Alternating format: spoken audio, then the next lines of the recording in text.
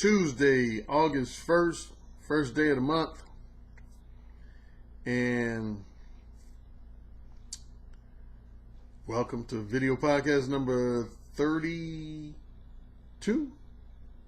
I'm forgetting my own numbers. I think this is video podcast number 32, if I'm not mistaken. I don't think it's 31. I think I already did 31, so it must be 32. Okay, as I've done with my last few videos, what I'm going to do is I'm going to give guys about maybe 15 to 20 minutes of free video content. But if you want to watch the remainder of the video, you'll have to be a Patreon subscriber. The remaining content will fall under the $10 category. The $10 category of Patreon subscribers. Again, I have $5 subscribers, $10 subscribers, $20 subscribers, and $50 subscribers on the patreon.com page below, in the description section below, patreon.com page below. You can sign up to be a Patreon subscriber. You know, I had my best month for Patreon subscribers in July. I gained over 30 new Patreon subscribers in the month of July. So I appreciate all my new Patreon subscribers. Yeah, that's the most. I started my patreon.com page in May. So I've had 3 months worth of Patreon subscribers, month of May, month of June, and month of July. And yes, July was my absolute, by far, my best month. Because right now I got a total, I think when I checked today, I had like 57, 58, something like that. 57 or 58 Patreon subscribers. And at least 30 of those 57 or 58 subscribers became patrons of mine during the month of July, between July 1st and July 31st. So I'm really appreciative of that. If you, as always, if you want to leave public feedback below in the comment section, If you want to give me private feedback, you can send me an inbox message through Patreon. If you're a Patreon subscriber, I have a direct inbox on Patreon. I got a direct inbox on 2 of my Facebook pages, my public Facebook page and my personal Facebook page. And email is youtube@mode1.net.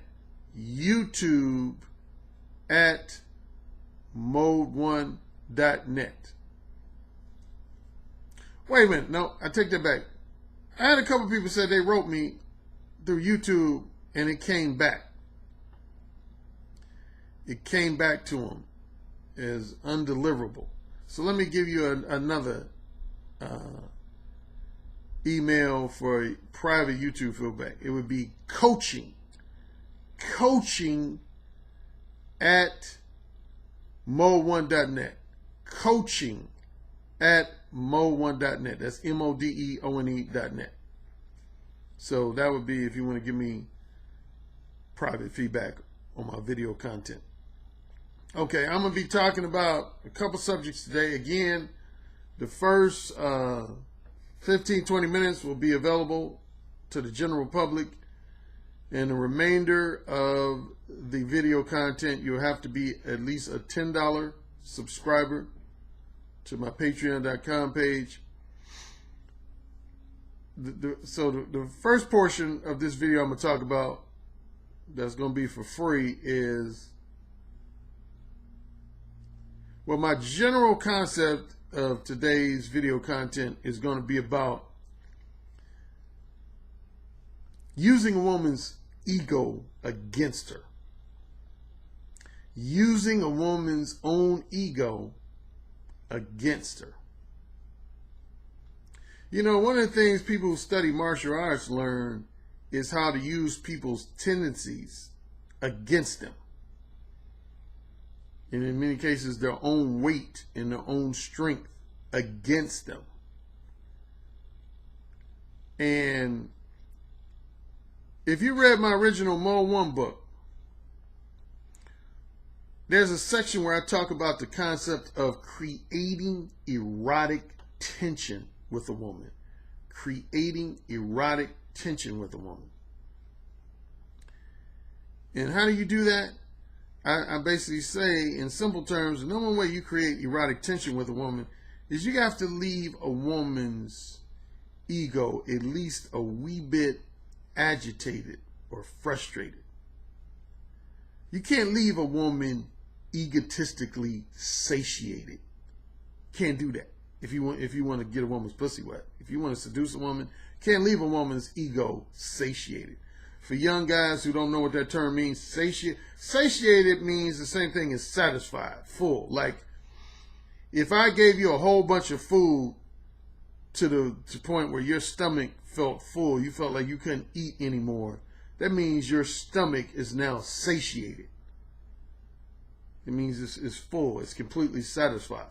It's no longer hungry. Well, it's the same with a woman's ego, man. One of the biggest mistakes a lot of men make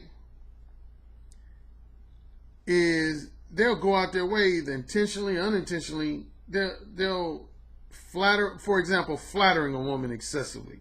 When you flatter a woman excessively, you're satiating her ego. I mean, here's a lighthearted analogy I always say. Sometimes, not all the time, but sometimes seducing women is analogous to starting a fight with somebody or challenging someone to engage in some kind of athletic competition with you. I mean, okay, let's say, for example, if you wanted Steph Curry or LeBron James or Kyrie Irving to play you a game of one-on-one, if you were to go up to him and say, oh man, Kyrie, you are the greatest point guard ever, man. I mean, your dribbling skills are just so exceptional, man. I know I can never hang with you.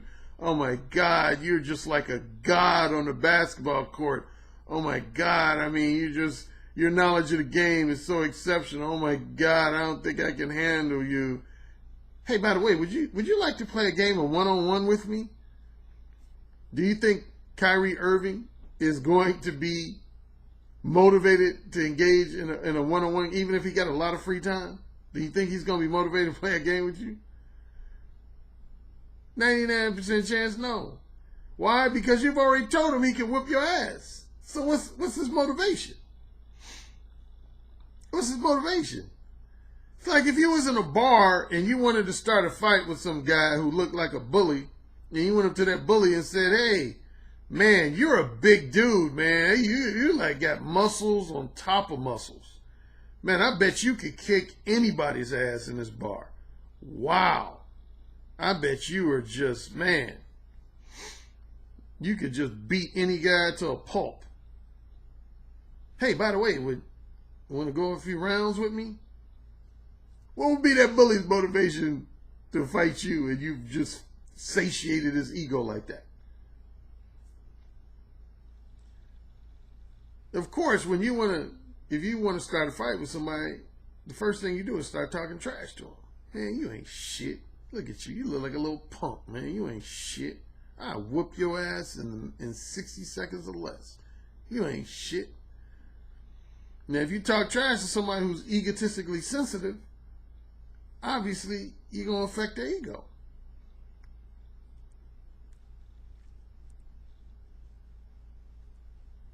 Same with, again, if you wanted to challenge somebody to play you one-on-one. You know, you go up to Steph Curry and say, man, you ain't shit. I don't see why all these people give you all this attention and shit. You ain't shit. I bet you if we play one-on-one right now, dude, I'd beat you 12-2.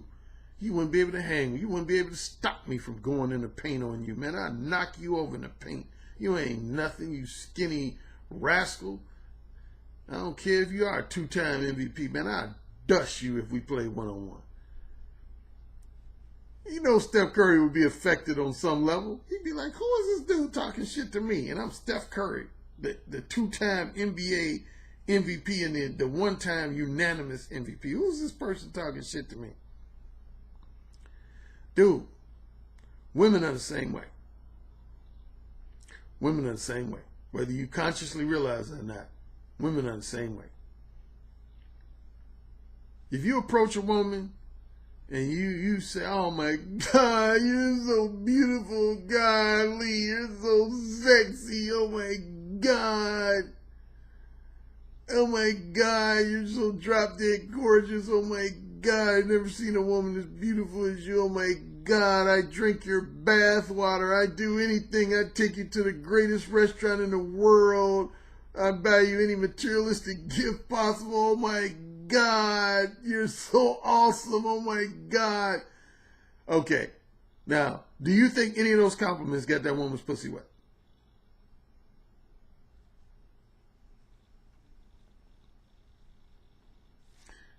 No, it's time for my break. My second favorite flavor of vitamin water zero is called lemon squeezed. Man, I went to the store. I think I mentioned this in my previous video podcast. I went to the store and I bought, I know whoever came after me was mad. I bought 20 about 20 bottles of vitamin water zero. That's the most bottles I've ever bought in one grocery store shopping trip. I bought 15 bottles of Shine, aka strawberry lemonade, and I bought 5 bottles of Squeezed, aka lemonade. Love this stuff. Excuse me.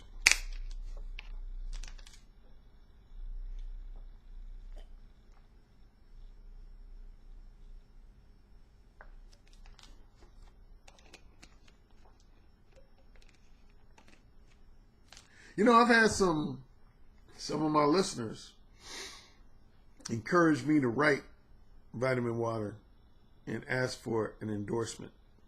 I might just do that. I'm going to have to research people who were successful in doing that. You know, writing different brands and soliciting an endorsement from them.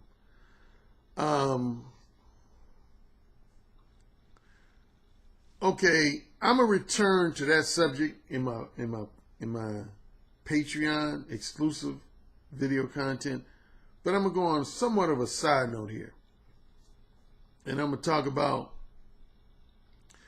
And I know I'm speaking of agitating somebody. I'm gonna agitate some of you MGTOW guys. Here's the deal, man. Here's a simple deal. MGTOW doesn't benefit everyone. Let me repeat that. MGTOW does not benefit all men. As you know, in my book, The Beta Male Revolution, I divide men into 4 categories. 4 categories that are based on a combination of at least 2 to 3 factors. A combination on a man's level of confidence and backbone with women, his level of sex appeal, and I hate when these things pop up on my computer while I'm talking. Don't do that shit. Stop doing that shit. Fuck.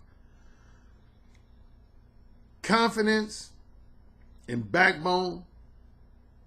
Backbone is related to how lenient you are or how hard line you are in terms of how you allow women to treat you. That's what backbone represents.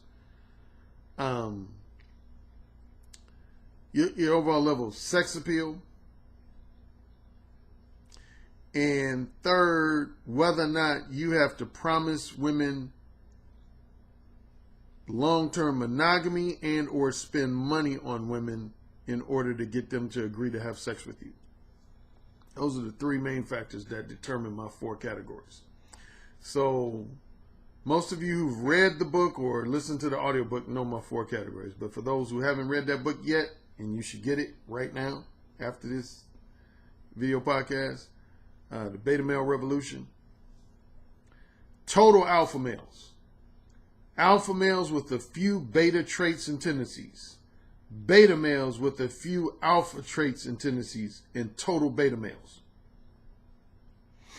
Now, I think out of those 4 categories, you can probably guess if you're a subscriber to the men going their own way philosophy, otherwise known as MGTOW, who do you think would least benefit from MGTOW? Yep, you guessed it. The total beta male. Why? Because for all practical purposes, if you're a total beta male, you're already being ignored by women. So how do you think you're agitating or frustrating a woman's ego by going your own way if she's already ignoring your ass right now? You see what I'm saying? If a woman's already ignoring you, how the fuck are you going to agitate or frustrate her ego by attempting to ignore her? Or ignore women in general? Total beta male, that's not going to have any effect on women. If you're in the total beta male category, you joining with the MGTOW movement is not going to have any effect on women. Now, if Brad Pitt was to join MGTOW, women would be affected. Women would be affected if Brad Pitt publicly announced that he's going MGTOW. Or any guy that's considered like a ladies' man or a womanizer, or even some tricks, guys who are just tricks, like, sugar daddies, or guys who spend money on a lot of women in order to get them in bed. If those types of guys were to say they're going MGTOW, that would affect women, both in the short term and definitely in the long term. That would affect women. But if you're already being ignored by women, going MGTOW ain't going to have no effect on women. I mean, if you want to do it just for your own self-related purposes, be my guest. But if you're doing it because you think it's going to have some kind of cause or provoke a change in how women behave towards you, you're being delusional. And here's my last piece I'll say on that before I move to my Patreon exclusive content and wrap up this free portion. So here's how you can tell if you're going to affect women in each of these four categories. If you're a total alpha male, the number one way you're going to affect women is by denying them your sexual attention and companionship. Your sexual attention and companionship. Because that's primarily, if not exclusively, what women want from you when you're a total alpha male. They want you to fuck them on a regular, semi-regular basis. They want you to fuck them. They don't really want your non-sexual attention and companionship. They just want your dick. So the number one way to affect women if you're a total alpha male is to deny women your dick. Period. That's the number one way you're going to leave a woman feeling agitated and frustrated if you're a total alpha male, is when you deny women your dick. Period. If you were to attempt to deny a woman your non-sexual attention and companionship, you ain't going to agitate or frustrate no woman because, again, that's not what she wants from you if she perceives you as a total alpha male. She don't care about your non-sexual attention and companionship. She just wants that dick.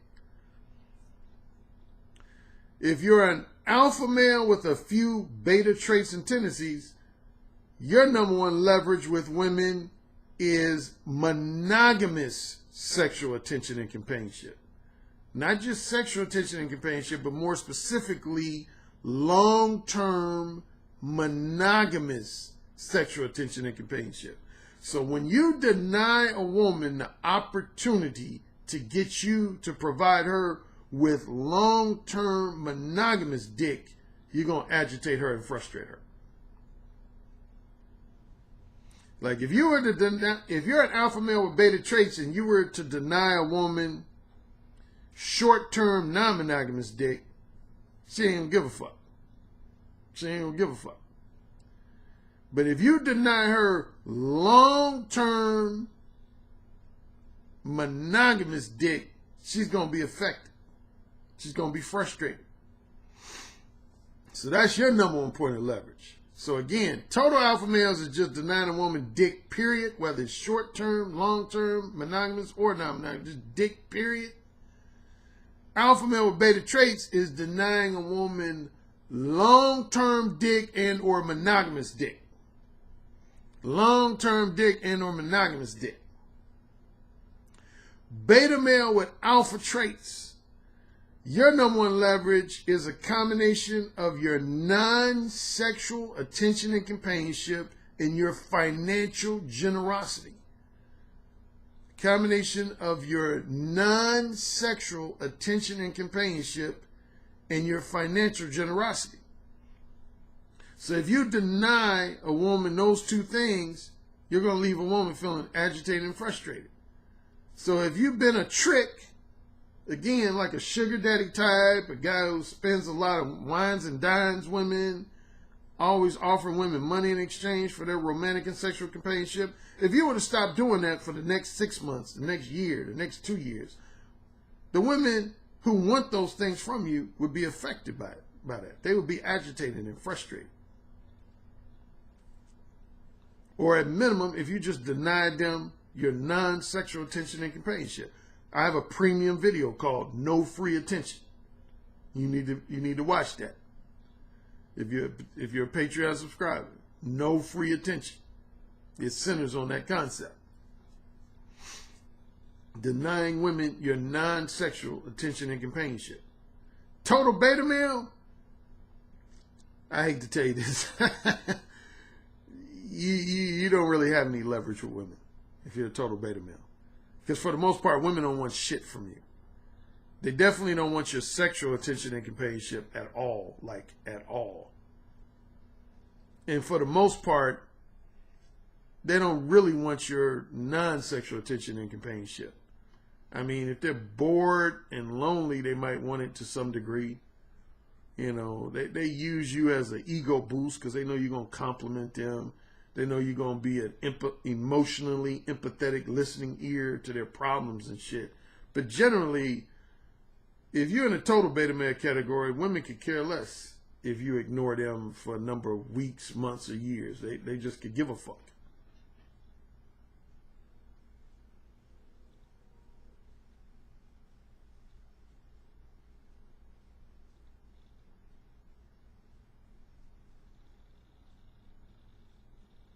So,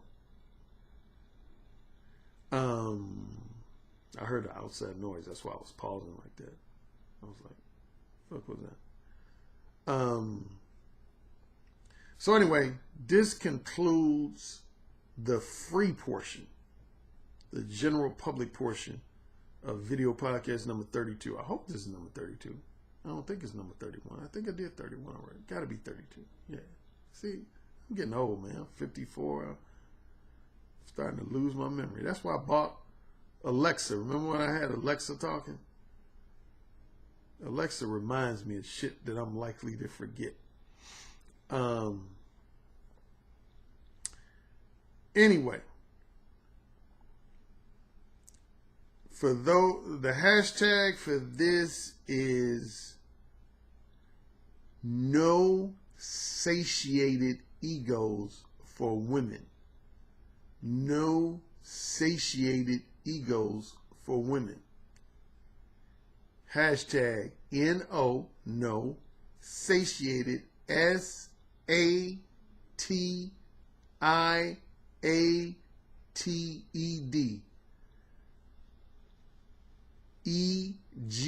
EGOS number 4, the number 4, and then women. No satiated egos for women. No satiated egos for women. So, for those who are not Patreon subscribers, I'll talk to you the next time. For those who are Patreon.com subscribers of mine, keep watching. And because I got more under the general category of leaving a woman's ego feeling agitated and frustrated.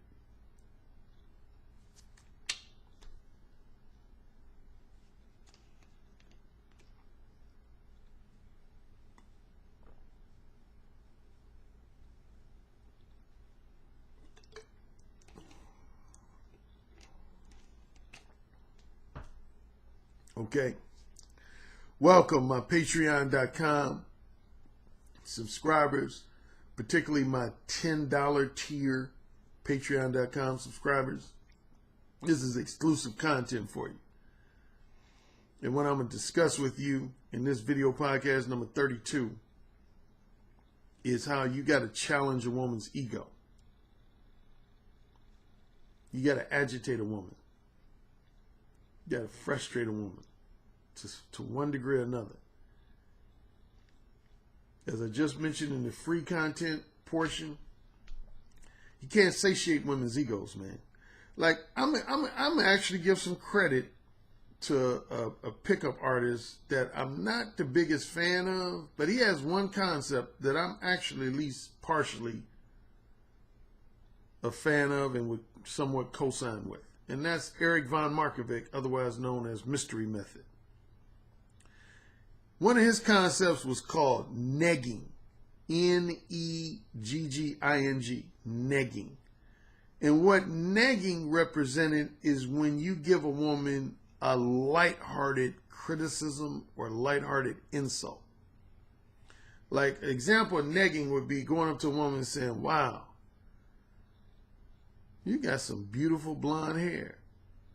But I gotta admit, your hair looks kind of like you need to wash it more, like you need to shampoo it more and condition it more.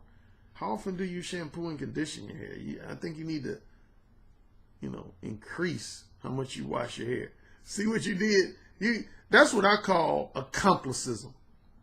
My term, similar term to negging, is what's called accomplicism.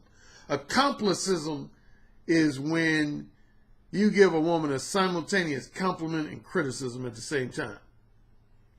And that's essentially what negging centers around. Is what, again, what I refer to as complicisms. Like, ooh, man, you got a nice ass, but it could be a little bit rounder and a little bit more firm. It looks a little fat and out of shape, but for the most part, you got a nice ass. See, that's accomplicism. You compliment a woman, but you point out what you don't like about it too. If you want a lighthearted way of challenging a woman's ego and leaving it a little bit agitated or frustrated, yeah, give women complicisms. I do that from time to time. I don't do it 100% of the time, but I do that quite a bit. Yeah, I'll give women complicisms. Because you don't want any woman in your presence to think that she's the shit. Ever. You don't want to end any conversation with a woman by leaving that woman with the impression that you think she's the shit. Remember my concept of no first prizes? I'm real firm on that, man. No first prizes, man.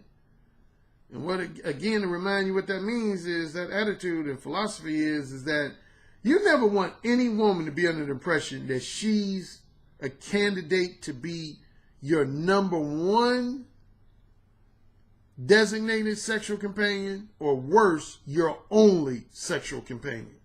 That means you're giving a woman first prize too quickly. Now, the only time you should give a woman first prize is when you put a ring on her finger. That's what, to me, that's what putting a ring on a woman's finger represents. That you're giving a woman first prize. But until you propose marriage to a woman and put a ring on a woman's finger, don't ever give a woman first prize. Ever. Ever. Like, ever.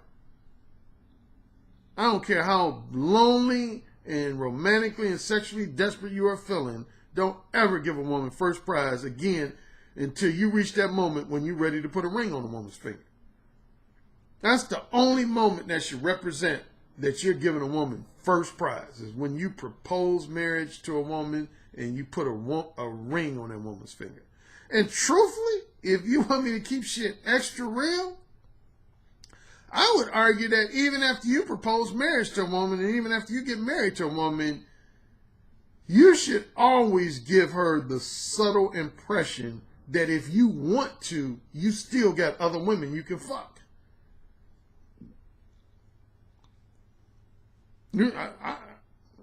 I firmly believe that. I've told guys that. Even if you engaged to be married or married to a woman, in the back of that woman's mind, she should always feel like, I know he got some other women he could fuck. I know if I give him a hard time or I make him mad, there's at least one or two other women he can go and fuck. You always want a woman to feel like that. You don't ever want a woman to feel like she's the only woman you're capable of fucking. Ever.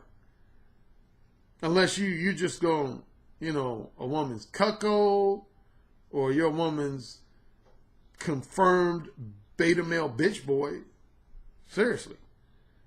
Unless your woman's cuckold and or her confirmed beta male bitch boy, you don't ever want a woman to feel like she is the only woman in the world you're capable of fucking.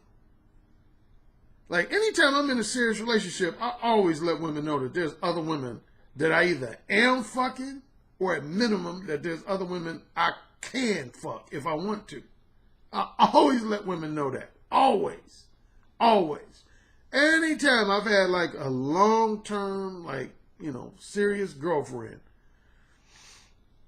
I always let women know that there either are women I'm fucking in addition to them, or at minimum that there's other women that I can fuck if I want to. That's how, if you saw my video about 2 or 3 videos ago when I was talking about keeping a woman in check, that's one of the things I said. I said, the single most effective way to keep a woman in check is to let a woman know you got multiple options for sexual companionship.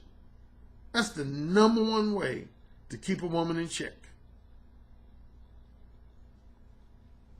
Yeah, man, you got to challenge women's egos, man. That's one of the biggest differences between bad boys and nice guys. Or womanizing alpha males and flattering and financially generous beta males. That's the biggest difference, man. Guys who are bad boy types and womanizing alpha male types, they know how to leave a woman's ego agitated, frustrated. They know how to challenge a woman's ego.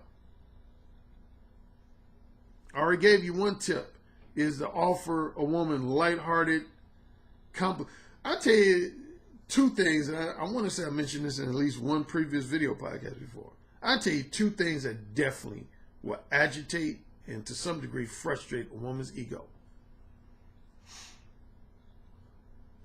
Well, 3 things. I expanded from 2 things to 3 things. There's a minimum of 3 things that will always leave a woman's ego feeling agitated and frustrated. Number 1, cockiness. Cockiness, man. You always hear women say on message boards, on blogs, on TV, radio shows that they hate men who are cocky. That's bullshit.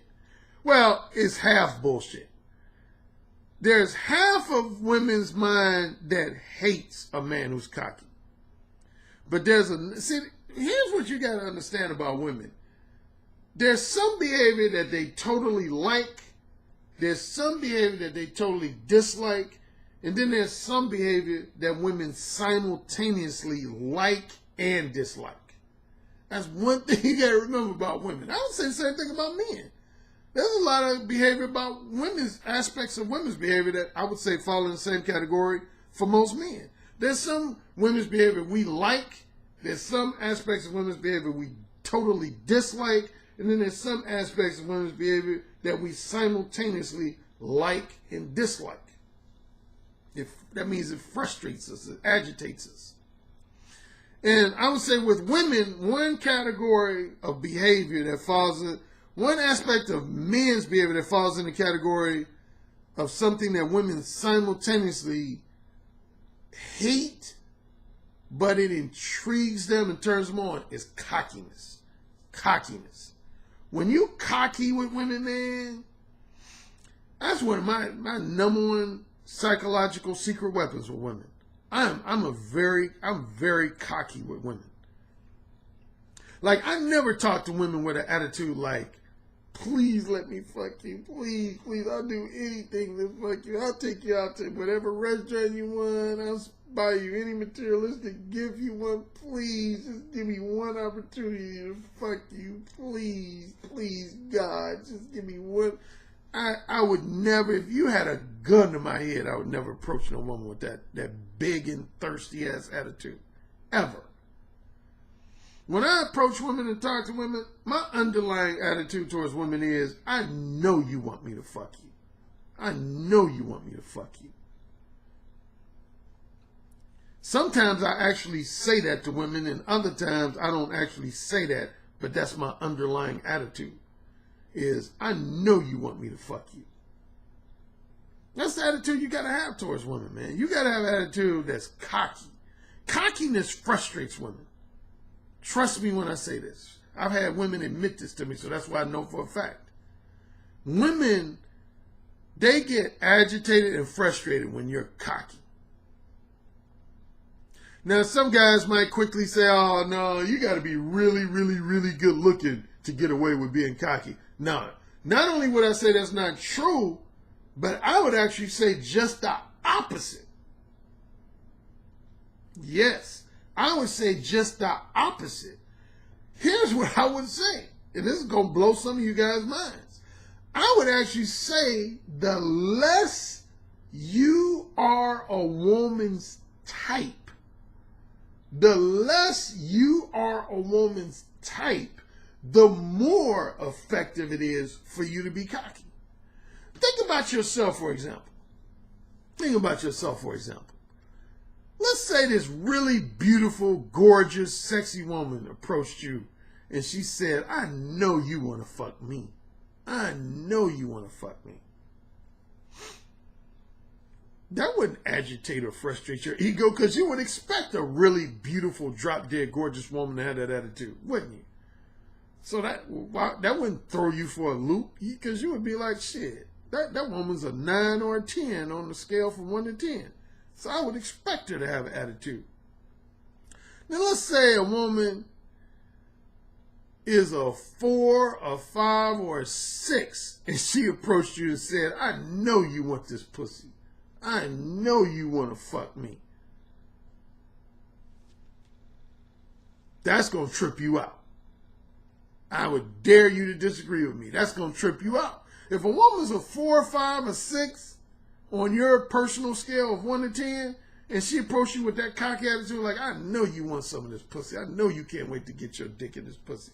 You're going to be like, why is this average looking chick acting all cocky with me, acting like she know for a fact I want to fuck her, and she all average looking? That's going to trip you out, man, compared to the woman that's a 9 or 10 who does the same thing. It's the same with women, man. It's the same with women. If a guy who a woman considers to be a 9 or a 10 was to come to her and say, I know you want me to fuck you, yeah, that might agitate her a little bit. But not really, because she almost expects a really good-looking guy with a real nice physique to have that attitude. But if you're a guy that on her scale of 1 to 10 is a 4, 5, or 6, and you come to her with that same attitude, she's going to be like, who is this motherfucker? Who is it? What makes this guy so fucking cocky? And see, that's going to intrigue her. That's going to trigger. She's going to think to herself, why is this guy so cocky? What has he experienced in his life? What type of attention has he gotten from women in his life that has led him to become this cocky? You always want to create curiosity and intrigue in a woman. Remember that. You always want to ideally leave. You always want to end your first conversation with a woman and no later than your second conversation with a woman by leaving her feeling curious about you and intrigued about you. And one of the number one things that makes a woman curious and intrigued about you is when she feels like your level of confidence or cockiness far exceeds what you have to offer in terms of physical attractiveness or in terms of money and material possessions. That's when you leave a woman curious and intrigued. When she feels that your level of confidence and cockiness far exceeds what you seem to have to offer in terms of your physical appearance and level of attractiveness, as well as your degree of career success, financial success, and accumulated material possessions. See, when you're really, really, really good looking, or you're really, really filthy rich, women expect you to be confident and cocky. And that's when it don't throw them for a loop. They expect that from you. If you're a guy that's just exceptionally good looking, either facially, body-wise, or both, or you're filthy rich, you know, you're making buku money, and you got all kinds of material possessions, that's for the most part when women expect you to be extremely confident, if not flat out cocky. But when you are average looking, slightly above average looking, slightly below average looking, you're making an average amount of money, but you're just as confident and cocky as a guy who's better looking than you or a guy who's wealthier than you, that intrigues women. That leaves women feeling, initially it leaves them feeling kind of agitated and frustrated, but in the long term it leaves them feeling curious and intrigued because, again, it makes them wonder, why is he so confident? Why is he so cocky? And they start kind of, analyzing it in their head. And what they usually come to the conclusion is that you must have something to offer women that has caused women to spoil you and give you the type of attention and companionship you want, to the point where you know you're the shit. Like, if I had to give one example, it makes them think you must be really good in bed. They'll say, well, he's average looking, but damn, he must be really good in bed since he's so cocky. He must have fucked a lot of women in his life since he's so cocky. He must have women that wine and dine him and spend money on him if he's so cocky. He must have his way with women since he's so cocky. Cockiness makes women become intrigued by you, man. It makes women become intrigued by you.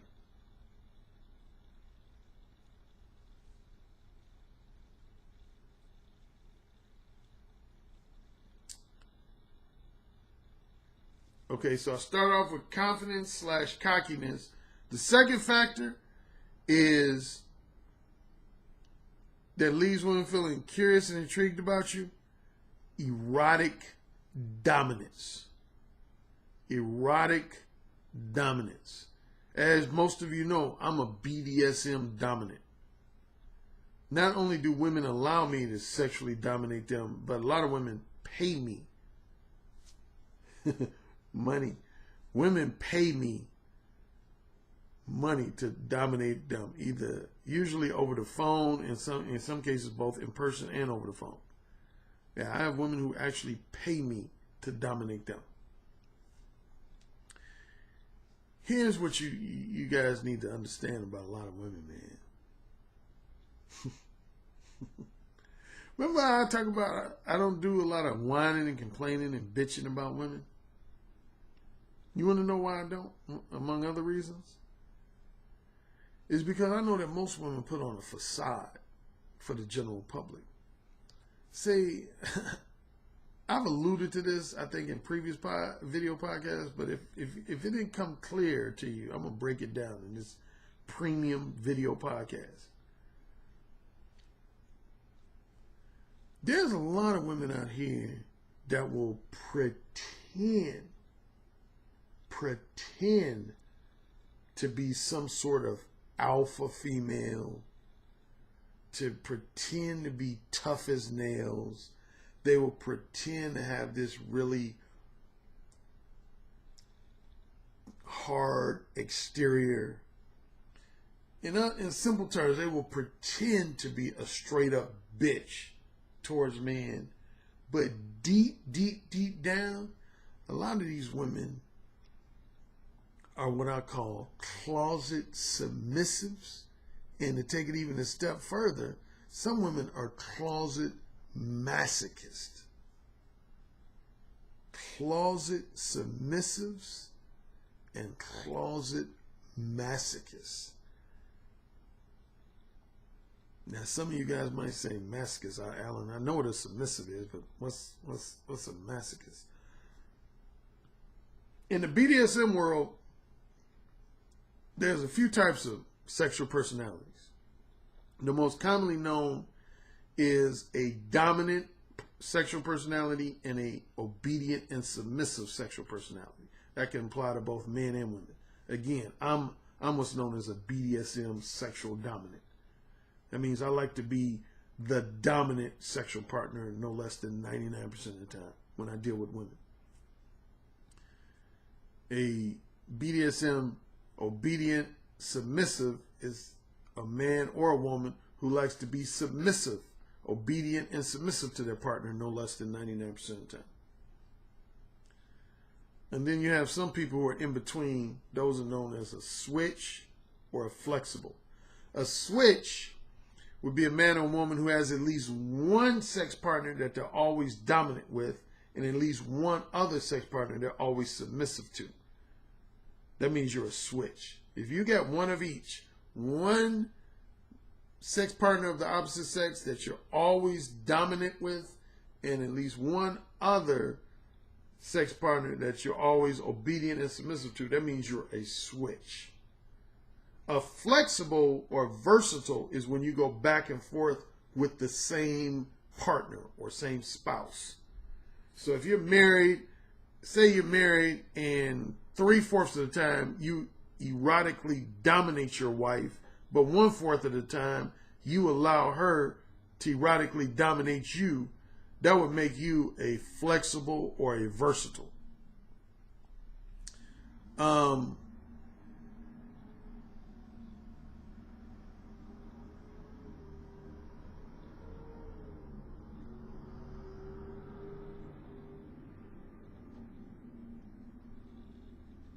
Outside noise.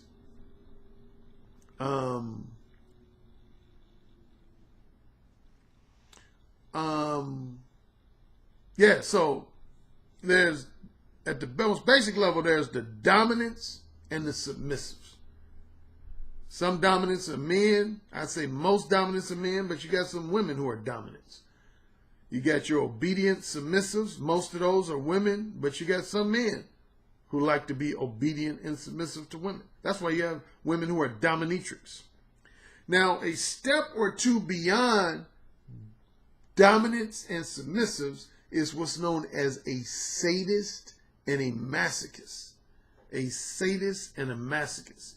A sadist would be a man or woman who's not only just dominant, but they like to humiliate their sex partners, either behind closed doors or publicly. They like to humiliate them, and they like to inflict either verbal abuse and or physical pain on their partners. They like to inflict verbal abuse and or physical pain on their partners. That's a sadist. Like, let's say I have a submissive sex partner, and either behind closed doors or even in public, I like to say things that are like, "You such a stupid bitch. God damn, you stupid. You fucking stupid bitch. You just stupid. God damn." And say I was to just haul off and slap her, be like, "You stupid bitch. You fucking stupid bitch." And she was like, "I'm sorry, Daddy. I'm sorry, Daddy. Don't slap me no more, Daddy, please. I'm sorry, Daddy." See, if that was the situation, that would represent me being a sadist and my sex partner being a masochist. Masochists, here's the thing about masochists that the mainstream America can't relate to, or at least they frown upon it. But if you didn't know this before, I'm enlightening you to something. There's some people, both male and female, and particularly women, there's some people who get sexually turned on by being disrespected, verbally abused, and physically abused. Now, I know to some of y'all that might sound like, "Man, what? That's crazy. That sounds crazy." It might sound crazy, but it's the truth. That's why a lot of men pay money to go to dominatrix. I would say most of the men who pay money to go to dominatrix are not just sexual submissives, but I'd say at least 2/3 of them are also sexual masochists. They want those women to totally degrade them, disrespect them, and in some cases physically abuse them, like with a whip or a flogger or something like that, or just a hand slap on the face. They want to be just like, there are men who literally will pay a dominatrix to squeeze their balls, their testicles real hard to the point where it hurts. They will, let me repeat that, they will pay women money to do that. You might say, why would any man pay a woman money to inflict pain on his testicles? Because they get off on that. It's a mental, psychological turn on for them to be degraded, disrespected, humiliated, and abused. And I would say for every male who's a masochist, there's probably 3 to 5 women in society that are closet masochists. Truthfully, I just talked to one literally less than a week ago. A female client of mine. She admitted to me. She was resistant at first. It was funny because at first, because what she was doing, she was telling me about this guy she's been dealing with. And at first she was doing what most women do. You know, she was complaining about his behavior. She's like, sir, he just treats me so wrong. And sir, he calls me all kinds of bad names. And sir, he does this to me and he does that to me. And she was basically initially trying to act like he was the bad guy. But see, when I do my BDSM training sessions with women, I always concentrate on them. Not the men who they want to deal with or the men who they are dealing with, but I concentrate on them and their behavior and why they tolerate what they tolerate. And so without getting into too long of a story, I broke this woman down. I said, you're doing all this complaining about this guy treating you like shit, but you keep going back to him. And you know what that tells me? And she said, what? I said, you love it. You like when he treats you like shit. You love when he treats you like shit. And for the first minute or two, she tried to deny it. She said, no, that's not true. I want a man who respects me and treats me like a princess and, you know, spoils me with quality dinners and materialistic gifts. I want a man. I said, no. Most of the men you've dealt with in your life have probably flattered you and spoiled you financially and treated you like a queen or a princess. True or not true? She said true. I said, but now you've met a guy who's going against the grain. And remember I've told you guys this a few times before?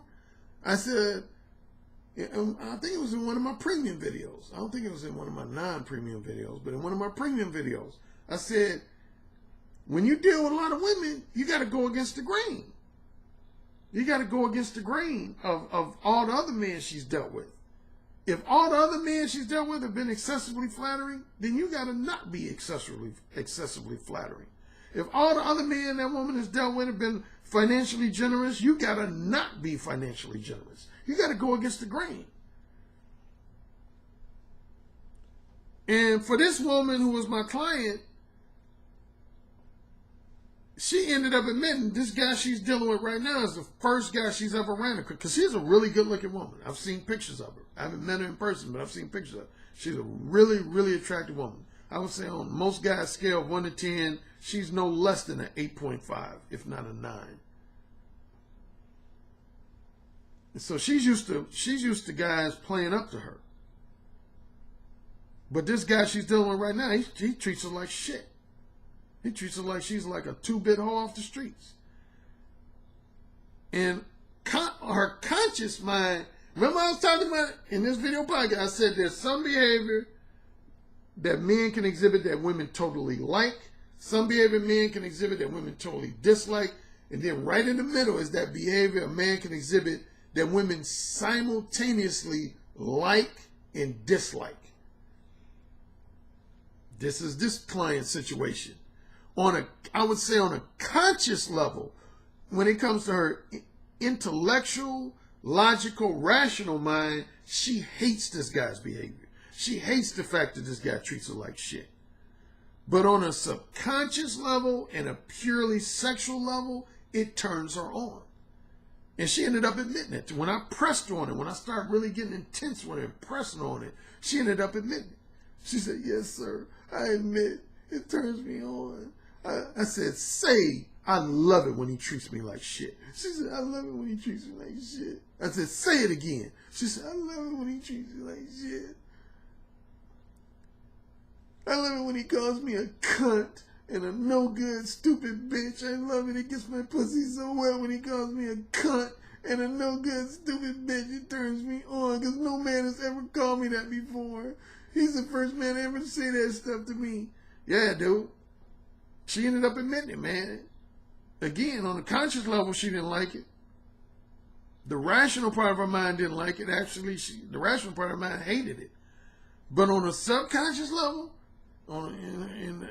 where that that's in connection with her kinky, highly sexual self, she loves that shit. Because again, it goes against the grain. Now see, if she was a woman who, for every 20 men she met, 17 or 18 of those 20 men treated her like shit, then it wouldn't be a turn on. Because then it's not going against the grain. See, so it's not a turn on. If a woman's a closet masochist, it's not a turn on to treat them like crap if every man in their life treats them like crap. You know, that's when it's not, because then you're not going against the grain by treating her like crap. If every guy who deals with that woman. But if you run across a woman where most of the guys in her life have treated her like a queen or princess, and you're one of the less than handful of guys to just treat her like, honestly, and I don't really like to recommend that any guy treat a woman like shit. But that said, I like to more so say that as a man, you should challenge a woman's ego. You should go against the grain. You should leave her ego feeling a little bit agitated and frustrated. But if I wanted to be just hardcore about shit, particularly if you pick up on signs that a woman's a closet masochist, and that's not something a woman's going to admit to you or reveal to you in the very first conversation, or even the second, third, fourth, or fifth conversation, she's usually going to take maybe 2, 3, 4 conversations, if not longer, for her to admit that to you. But here's a way you can tell if a woman's a closet masochist. If a woman is always criticizing you, always complaining about how you behave towards her, but yet she's always wanting to communicate with you, and she's always still wanting your attention and companionship, that means that woman's a closet masochist, plain and simply. Because if a woman's not a masochist, and you treat her in a very highly undesirable manner, she's going to leave you the fuck alone. She's going to leave you the fuck alone. She ain't going to keep communicating with you and keep talking to you and keep wanting your attention and companionship. She's going to leave you the fuck alone. She's going to say something to the effect of, I think your behavior is very degrading and disrespectful, and I no longer want to communicate with you anymore. Period. That's when you know a woman's not a masochist. Is when she makes it clear to you that she thinks your behavior is degrading and or disrespectful, and she's not willing to tolerate that type of behavior from you. But if you're treating a woman like shit, and a woman criticizes you about it, but she still communicates with you, still wants to share your company, that means that woman's a closet masochist, man. And I'm going to tell you something. This is going to be kind of controversial for me to say. Now, I'm going to preface this by saying I'm in no way, shape, or form a proponent of domestic abuse. I think domestic abuse is wholeheartedly wrong. I'm not in favor of any man putting hands on a woman. I don't think I've ever put hands on a woman. I've shook a woman harshly. Like Chris Rock had this joke. He said, I never hit a woman. But boy, I'll shake the shit out of them. What's wrong with you? And that's me. It ain't too many times. I've never closed fist punched a woman ever in my life. Ever. So, that's my preface. I'm not in a fan of domestic abuse. Now, that said, though, this is what I will say. Knowing what I know about masochism, there are some women that will publicly identify themselves as victims of domestic abuse. And I believe most of those women, but I have to honestly, publicly say, man, I don't believe 100% of those women. I believe at minimum a small percentage of those women are masochists who wanted men to not only verbally abuse them, but physically abuse them. But when it got found out by their mother, their father, their sister, some of their friends, then they tried to modify the story to seem like their husband or boyfriend was domestically abusing them, when in reality, those women really were asking for it. They wanted that shit, man. Do you know, I just posted something on my public Facebook page within the last week or so. This study came out. You know, Google analyzes what men and women search for as far as their porn preferences. Do you know women, if you didn't know this already, this will trip you out. Do you know women search more for violent porn than men do? Didn't know that, did you? Women search more for violent porn that has scenes with women being slapped and physically abused more than men do. You know, I actually first learned that even before the internet came about. I learned that in my human sexuality class when I was in college. There was a couple of classes where our professor talked about sexual fantasies among women based on studies and surveys versus sexual fantasies among men based on studies and surveys. And yeah, that's when I first learned that women, at least half of women's sexual fantasies centers around being at minimum coerced into having sex or forced to have sex. And at maximum, their sexual fantasies include them being slapped, them being whipped, them being tied up with ropes or handcuffs, and them being like tortured, even raped. Women have a lot of rape fantasies, believe it or not. Women fantasize about being raped. Yeah, but yeah, this study came and said that Google has identified that, yeah, women search more for violent porn that includes both verbal abuse and physical abuse more than men do. Most men's fantasies, I've mentioned this a few times before, most men's fantasies are simply related to having sex with multiple women at the same time, like 2 women at the same time, 3 women at the same time. Another thing with men is they fantasize about having sex with relatives, like 2 sisters, which I've had, mother and daughter, which I've had, 2 cousins, that type of thing, which I've had. Oh, I mentioned this in, I think, one other video podcast. One of the rising forms of male fantasies, believe it or not, and this relates to masochism, is cuckold fantasies. See, that's basically what a cuckold is. A cuckold is a male masochist. Yeah, if a man is a cuckold, particularly in the BDSM world, that's what he is. He's a masochist. At minimum, he's a submissive, and at maximum, he's a masochist. But yeah, there's a lot of men who fantasize about being a woman's cuckold, about being forced to watch their wife, fiance, or long-term girlfriend have sex with another guy right in front of them while they watch and jack off, and while they're being humiliated and verbally abused. But yeah, women, man, there's a lot of women. I've dealt with a few in my life. I've dealt with definitely as clients, and probably just as many, if not a few more, on a personal and social level. I've dealt with women who were masochists. Almost all of those women, though, as I mentioned, they didn't make that known to me like in the very first conversation, or I don't even think in the second conversation. Like sometimes it took me weeks, even months, before I realized that about these women. But like I said, the first general sign you can tell when a woman's a closet masochist is if she's always criticizing how verbally abusive you are. She'll say things like, I feel like you degrade me. I feel like you disrespect me. You don't treat me with respect. You treat me like crap. You treat me like a two-bit whore. But yet, she's continuing to communicate with you and continuing to seek out your attention and companionship. That means a woman's a closet masochist, man.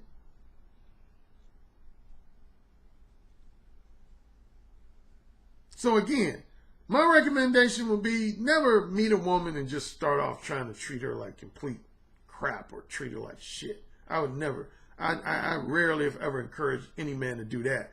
But I do recommend that you challenge a woman's ego, agitate a woman's ego, frustrate a woman's ego, go against the grain. Cockiness, number one, is what does that. Number two, erotic dominance, showing a woman that you're erotically dominant. Third, making it hard for women to get you to spend money on them or give them a high degree of your non-sexual attention and companionship. Make it extremely hard for women to get access to your financial generous side and your non-sexual side. Make that hard as hell for them. Make them work for that shit. That's how you challenge a woman's ego. And on a more lighthearted note, use complicisms, which is my equivalent to what Mystery calls negging. Give women complicisms. Like, damn, you got some pretty nice tits.